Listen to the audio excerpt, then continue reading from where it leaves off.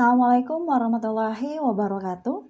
Baik, pada video kali ini kita akan belajar mengenai ikatan kimia atau chemical bonding. Nah, di sini kita harus memahami terlebih dahulu konsep mengenai mengapa suatu unsur atau atom melakukan ikatan sehingga membentuk suatu molekul, membentuk suatu ion atau membentuk kristal dan senyawa lainnya yang jauh lebih stabil.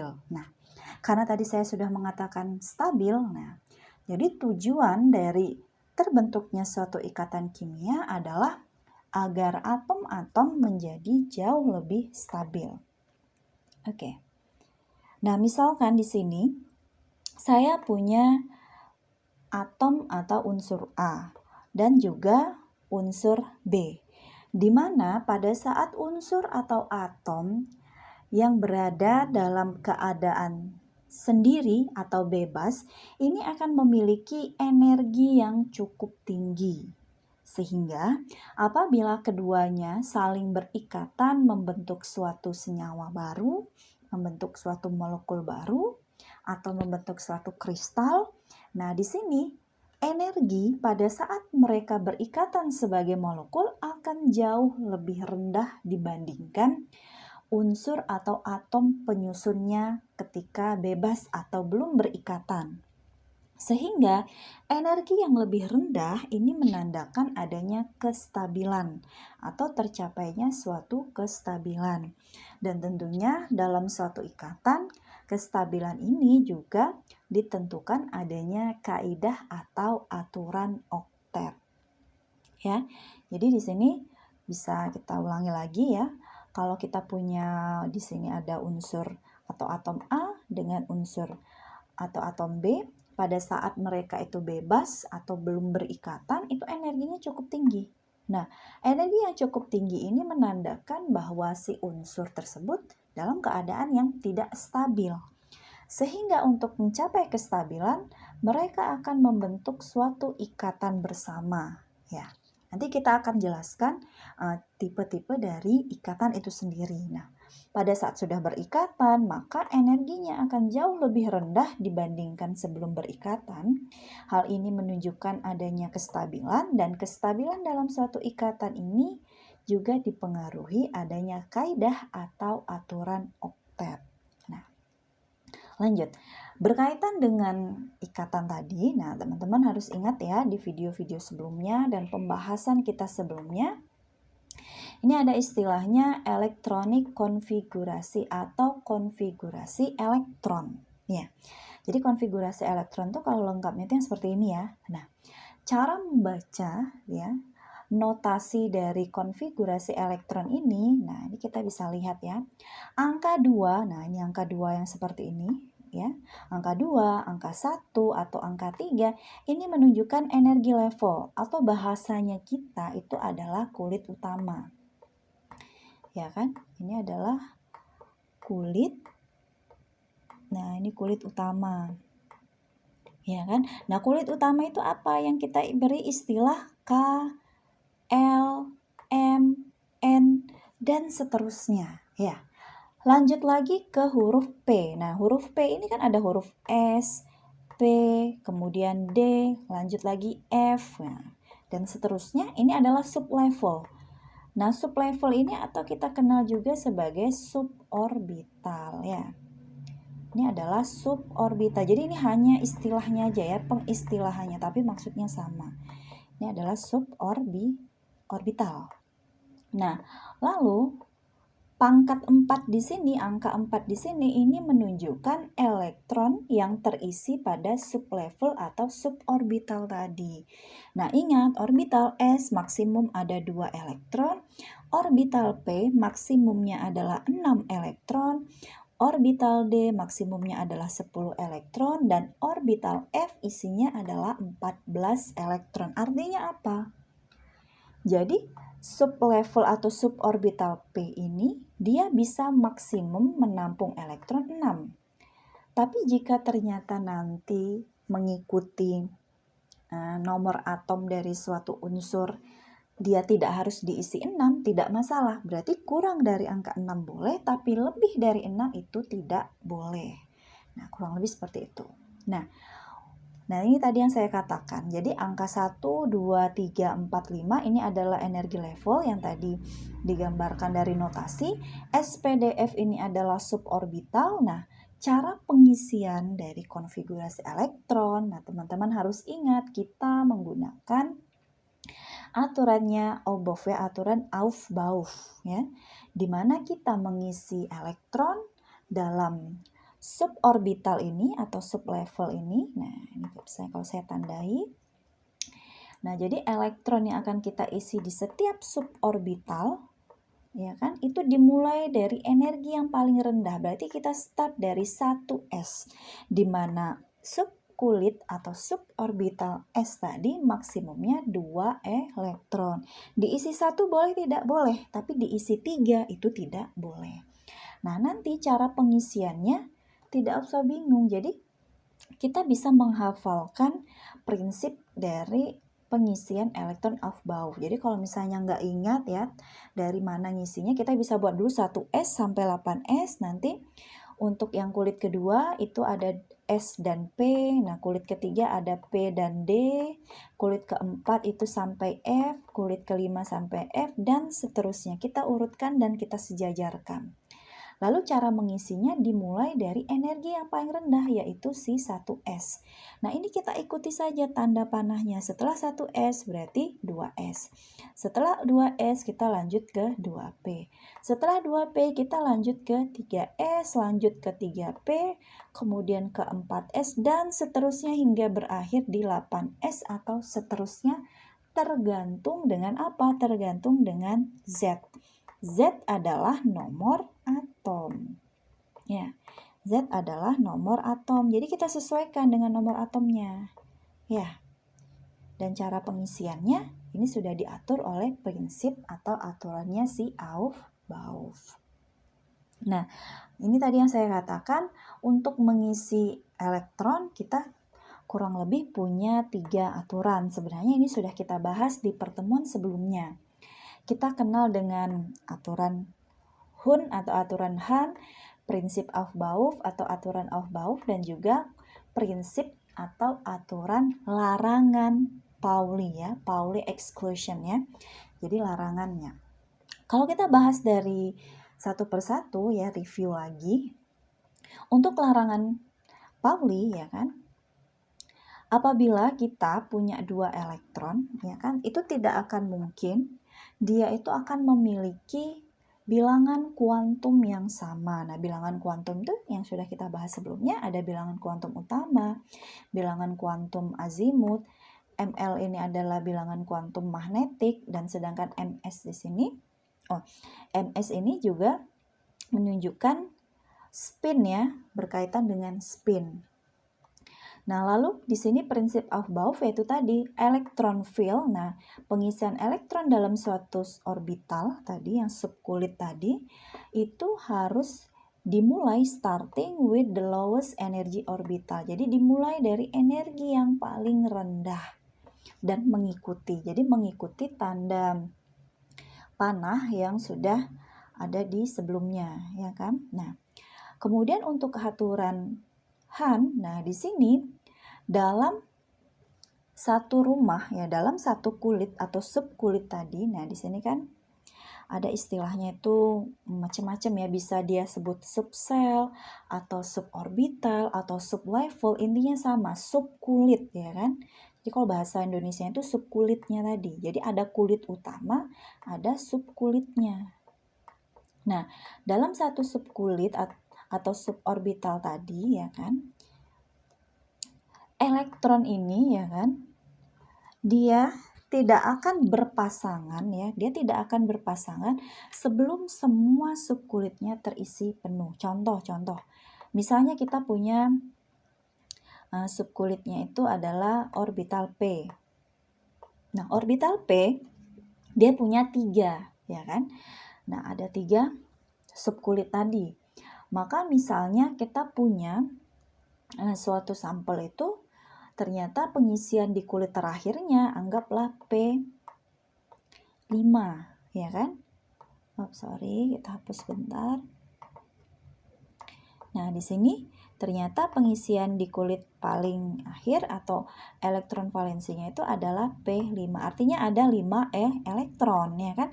Bagaimana cara mengisinya mengikuti aturan Hahn? Nah, kita startnya itu kan biasanya dari yang panahnya ke atas seperti ini, berarti 1, 2, 3. Nah, setelah semua terisi baru dia berpasangan 4 dan juga 5. Jadi dia tidak boleh mengisi itu, misalnya kita punya contoh itu seperti ini ada 3. Dia tidak, ini mungkin bisa saja sama ya, kita tidak boleh mulainya itu 1, langsung 2 gitu kan, 3, 4, walaupun mungkin hasilnya ini terlihat sama ya, tapi harus diisi dulu 1, 2, 3, baru dibuat dengan spin yang berlawanan. Oke. Nah, berkaitan dengan masih konfigurasi elektron, nah ini ada istilah lagi ya kan, bahwa elektron ini akan terbagi menjadi 2. Nah, ini istilahnya itu ada yang disebut dengan core dan juga ada yang disebut dengan valence elektron. Nah, core ini maksudnya adalah inti, yang dekat dengan inti ya. Yang dekat dengan inti atau yang paling dalam. Sedangkan valence elektron, nah ini adalah yang kulit terluar. Nah, jadi ini memang berdasarkan dari bentuk orbital yang sudah disarankan. Contoh di sini kita punya inti atom. Ya, kemudian dia punya ada 2 kulit. Nah, yang mana yang core, yang mana yang valence? Nah, yang paling dekat dengan inti, anggap ini adalah A, ya kan? Nah, ini adalah B. Nah, atau kalau mau kita istilahkan yang pertama ini adalah kulit K, kulit pertama. Yang kulit kedua ini adalah L atau kulit kedua. Nah, yang dekat dengan inti atau yang disebut core itu adalah yang K ini. Dia dekat jaraknya dengan inti. Nah, sedangkan yang L, nah ini kan sudah jauh atau kulit terakhir. Nah, inilah yang kita sebut sebagai valensi ya, atau kulit valensi atau kulit terluar. Nah, di sini pada saat kita punya unsur atau atom, ini adalah B, lalu kita tuliskan konfigurasinya. Di sini nomor atomnya itu adalah 5. Nah, kita buat 1s2, 2s2, dan 2p1. Nah, dari angka depan ini ya, kita lihat ya, angka 1 ini menunjukkan kulit utama K. Ya kan? Di mana K itu kan N-nya sama dengan 1 ya, kalau masih ingat. Kemudian 2 ini, nah angka 2 ini menunjukkan kulit kedua L, di mana L itu N-nya sama dengan 2. Maka yang disebut sebagai core atau yang inti itu adalah 1s2 ini. Loh, kenapa dituliskan helium? Nah, karena memang helium ini adalah gas mulia ya kan, yang sudah stabil. Nah, gas mulia golongan dari 8A dia sudah stabil. Konfigurasinya adalah 1s2 karena helium ini nomor atomnya adalah 2. Sedangkan yang valensi atau yang valensi yang terluar, nah itu adalah yang kulit kedua ini tadi ya, 2s2 dan 2p1. Nah, contoh lainnya adalah brom ya. Nah, brom di sini punya nomor atom 35. Nah, di sini kita punya AR. Nah, AR di sini juga masuk kategori gas mulia. Nah, AR di sini nomor atomnya itu adalah 18 ya. Nomor atomnya 18. Maka ini kan sudah diwakili yang sudah stabil, maka kita mengistilahkannya sebagai penyingkatan notasi ya, penyingkatan notasi untuk penulisan konfigurasi elektron. Kita sudah menggunakan AR ini tadi. Nah, lanjutannya 3d10, 4s2 dan 4p5. Lalu yang mana yang dikategorikan core dan yang mana dikategorikan valence? Nah, di sini yang inti itu adalah yang AR dan juga 3D10 ya, karena ini masih bagian yang dalam gitu. Jadi ibaratnya itu gini, misalnya kita punya inti ya, ini adalah intinya si BR, ini kulit pertama, ini kulit kedua, kemudian ini adalah kulit ketiga, nah ini adalah kulit keempat. Nah, jadi yang 1, 2, 3, nah ini dianggap core ya, dianggap masih dekat dengan inti, sedangkan yang ini, nah ini adalah kulit keempat ya, kalau misalnya kita tandain KLMN, nah ini maka kulit N ya kan, dimana untuk N kecilnya ini sama dengan 4. Nah ini adalah yang valensi, maka valensinya adalah 4s2 dan 4p5, seperti itu kurang lebih. Nah, ini adalah tata cara kita menuliskan konfigurasi elektron. Nah, ini ada lagi istilah baru, namanya itu adalah longhand notation dan juga shorthand notation. Maksudnya apa? Berarti kita menuliskan notasi konfigurasi elektron jika longhand, ini berarti kita jabarkan secara keseluruhan tanpa kita singkat angka-angka tertentu berdasarkan nomor atom dari atom-atom gas mulia. Jadi kita jabarkan mulai yang core ya, mulai yang paling dekat dengan inti. Nah, misalnya karbon itu kan nomor atomnya 6. Nah, kalau kita membuatkan notationnya itu longhand, kita jabarkan semuanya 1s2, 2s2, 2p6. Tapi kalau kita mau buat shorthand, kita singkat dengan menggunakan nomor atomnya si gas mulia. Nah, ini kita bisa gunakan helium ya. Jadi helium.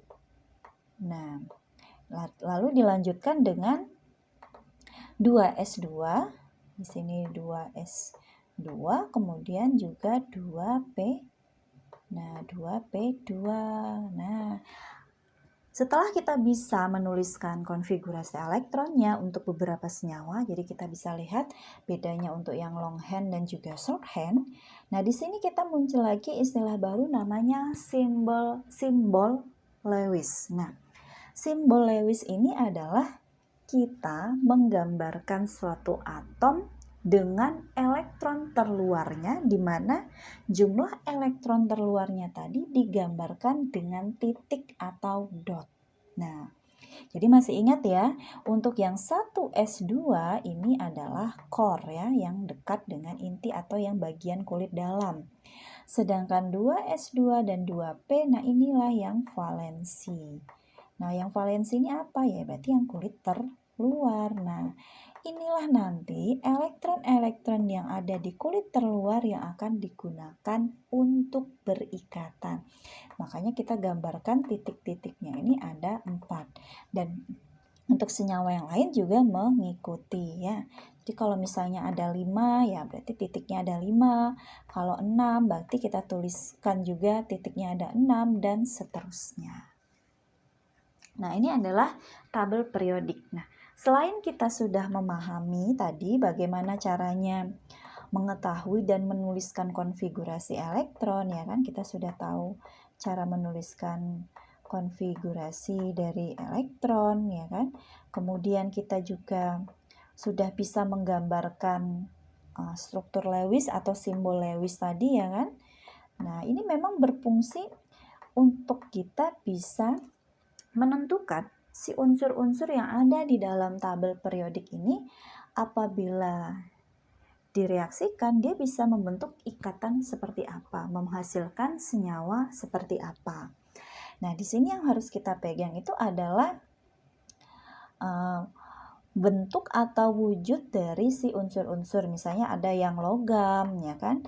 Nah, untuk golongan 1A dan 2A ini dikenal sebagai unsur logam, baik logam alkali maupun logam alkali tanah, kecuali hidrogen. Hidrogen ini dia adalah gas, ya. Nah, kenapa disebut alkali dan alkali tanah? Nah, kembali lagi, alkali ini menunjukkan sifat basa, ya. Sifat basa. Nah, artinya golongan 1 dan golongan 2 ini unsur-unsurnya bersifat basa. Sedangkan alkali tanah, nah ini menunjukkan bahwa keberadaan dari unsur-unsur yang masuk golongan 2 ini banyak keberadaannya di tanah, seperti itu. Nah, kalau yang tengah-tengah ini, yang tengah ini itu adalah transition ya, logam transisi. Nah, logam transisi itu maksudnya apa? Logam yang dia itu kalau secara sederhana dia akan punya bilangan oksidasi ya. Bilangan oksidasi itu ya kan lebih dari satu ya kan, lebih dari satu. Jadi bisa punya 1, 2, 3. Nah, itu adalah untuk logam transisi secara sederhana ya kan. Dan untuk yang warna hijau dan merah ini menunjukkan transisi dalam. Ada istilahnya itu golongan lantanida dan juga golongan aktinida. Nah, nanti lanjut lagi ke yang warna hijau. Nah, warna hijau ini adalah senyawa-senyawa semi logam. Artinya dia punya sifat antara logam dan juga non-logam. Nah, yang biru-biru ini, ini dia berarti adalah non-logam. Nah, bagaimana dengan halogen dan juga Nobel gas? Nah, Nobel gas ini itulah yang disebut dengan gas mulia ya. Gas mulia ini adalah rujukan ya kan dari unsur-unsur golongan lain menuju sempurna, karena memang gas mulia ini kan terlihat 8A. Jadi angka-angka golongan utama. Jadi kita punya golongan utama ya. Jadi istilah golongan utama itu, oke, saya tuliskan dulu. Golongan utama itu adalah golongan A ya. Golongan yang ada huruf A-nya seperti 1A, 2A, 3A sampai 8A. Tapi kalau ada tanda B, nah itu dia sudah masuk logam transisi atau golongan transisi. Nah, untuk golongan utama atau golongan A, sebenarnya angka itu menunjukkan apa? Angka yang ada itu akan menunjukkan elektron valensinya. Nah, menunjukkan elektron valensinya. Contohnya, misalnya saya punya litium ya. Litium dia berada di golongan 1A. Jadi Li ya, di sini Li nomor atomnya 3. Kalau saya buat konfigurasi sederhananya 1s2 kemudian 2s1. Nah, tadi masih ingat ya kalau 1s2 ini adalah yang core atau yang inti. Nah, sedangkan yang 2s1 ini adalah yang valensi ya. Ini adalah yang valensi. Nah, terlihat kan yang di valensi ini ada 1 elektron dan ini sesuai dengan golongannya yaitu golongan 1A. Nah, untuk golongan 8A ada pengecualian untuk helium. Jadi helium ini nomor atomnya 2, maka dia masuk pada kategori duplet. Jadi ada duplet, ada juga oktet. Nah, jadi selain helium mulai dari Ne sampai ke bawah, ini dia sudah oktet. Oktet itu apa? Berarti elektron valensinya, ya kan? Elektron valensinya ini itu sudah sama dengan 8. Tadi ya yang kita bilang kestabilan itu apabila dia sudah memenuhi aturan oktet, elektron valensinya sama dengan 8. Nah, untuk halogen sendiri, halogen ini biasanya ini ada gas ya, ada yang bentuknya gas klor, gas krom, gas klor, gas brom. Untuk iodin ini dia padatan tapi padatan yang mudah menguap. Nah, jadi tadi untuk berikatan kita paham mengenai konfigurasi elektron, kita tahu nomor atom, dan kita bisa menuliskan konfigurasi elektronnya. Kemudian kita bisa menggambarkan simbol Lewis untuk elektron valensinya, dan yang terakhir kita tahu jenisnya ya kan. Apakah dia logam atau non-logam atau mungkin semi logam. Nah, di sini kita akan ulas di video selanjutnya ya, supaya tidak kepanjangan. Kita akan ulas berkaitan dengan apa sih itu ikatan ionik, ikatan kovalen.